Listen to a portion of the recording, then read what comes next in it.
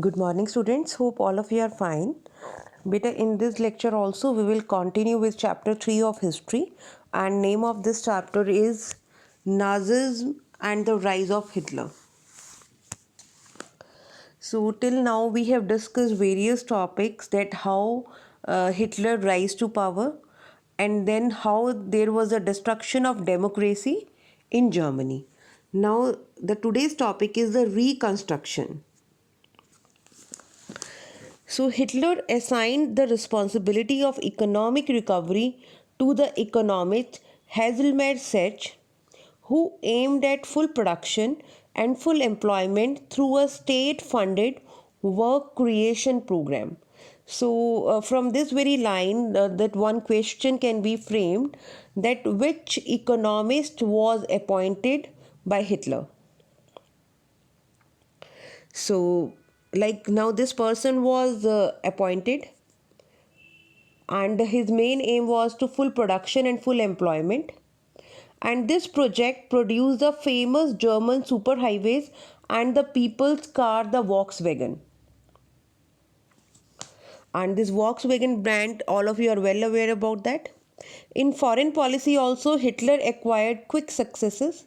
He pulled out of the League of Nations in 1933, reoccupied the Rhineland in 1936, and integrated Austria and Germany in 1938 under the slogan One People, One Empire, and One Leader. He then went on to wrest German speaking Sudetenland from Czechoslovakia and gobbled up the entire country. In all of this, he had the unspoken support of England, which had considered the Versailles verdict too harsh. It means England at that time also in favor of Germany. These quick successes at home and abroad seemed to reverse the destiny of the country. It means that how Hitler rose to power, and it just established the various industries, and with that so many other territories were also occupied him. So now it was assumed that Hitler will reverse the destiny of Germany. Hitler did not stop here. Sachs had advised Hitler against investing hugely in rearmament, as the state still ran on deficit financing.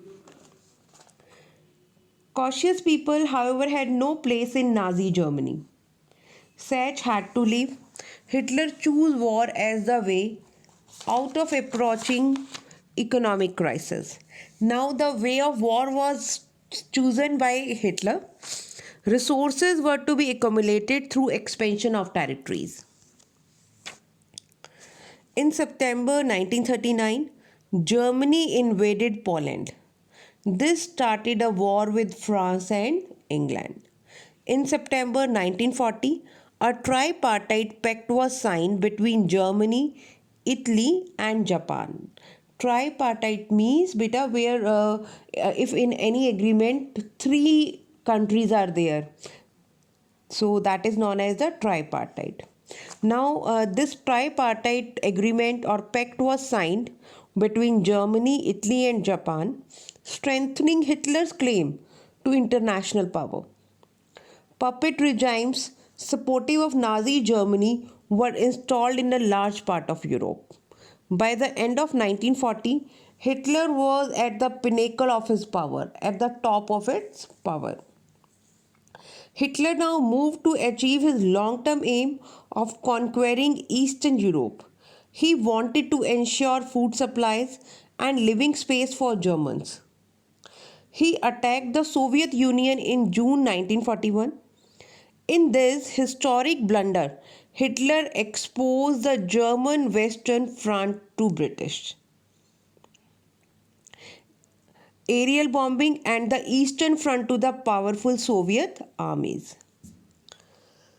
The Soviet Red Army inflicted a crushing and humiliating defeat on Germany and Stalingrad. Beta, do you remember this Stalingrad? It was the name of Petrograd. That Saint Petersburg. Earlier, its name was given uh, Petrograd, and during the Second World War, its name was Stalingrad. After this, the Soviet Red Army hounded out the retreating German soldiers until they reached the heart of Berlin, establishing Soviet hegemony over the entire Eastern Europe for half a century thereafter. Meanwhile, the USA had resisted involvement in the war. Means till that time, USA was not the part of this war. It was unwilling to once again face all the economic problems that the First World War had caused. As you know, that wars are always very expensive and destructive. That is why USA didn't want to enter this war. But it could not stay out of the war for long. Japan was expanding its power in the east. It had occupied French Indochina and was planning attacks on US naval bases in the Pacific. When Japan extended its support to Hitler and bombed the US base at Pearl Harbor, the US entered the Second World War.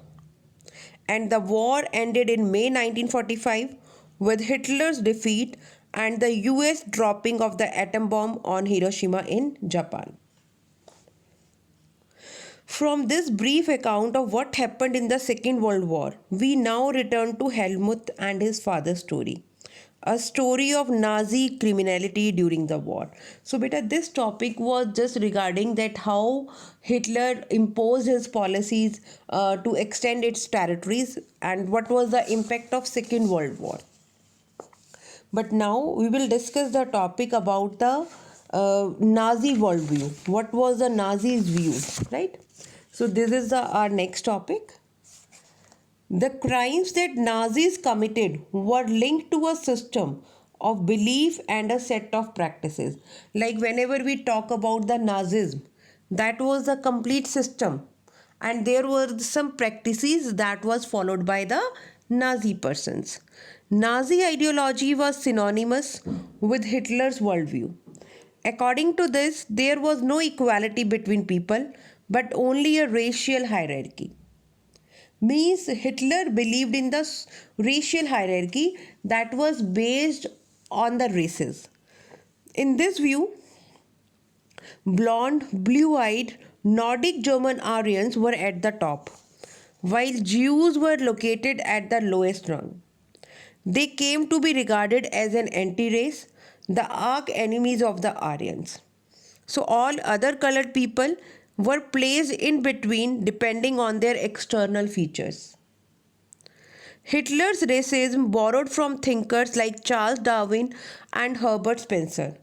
Darwin, beta, he was a natural scientist who tried to explain the creation of plants and animals through the concept of evolution and natural selection. And later on, Herbert Spencer added the idea of survival of the fittest. According to this idea, only those species survived on earth that could adapt themselves to changing climatic condition. But beta, these ideas, those were related to the plant and animals. We should bear in mind that Darwin never advocated human intervention in what he thought was a purely natural process of selection. However, his ideas were used by the racist thinkers and politicians to justify the imperial rule over conquered people. The Nazi argument was simple: the strongest race would survive and the weak ones would perish. Means like animal species या plant species में होता है बेटा, that जो उसमें whosoever species that adopt the climate that can survive and other perish. But they impose this ideology on the human beings. The Aryan race was the finest. It had to retain its purity, become stronger, and dominate the world. The other aspect of Hitler's ideology related to the geopolitical concept of Lebensraum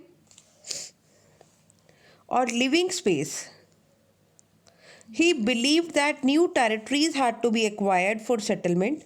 This would enhance the area of the mother country. It means now he was concentrating on the extension of the territories while enabling the settlers on new lands to retain an intimate link with the place of their origin. So it would also enhance the material resources and power of the German nation. Hitler intended to extend German boundaries by moving eastwards to concentrate all German geographically in one place. Poland became the laboratory for this experimentation.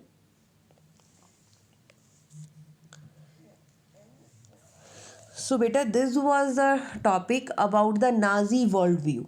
That how this Nazi worldview, Nazism was evolved.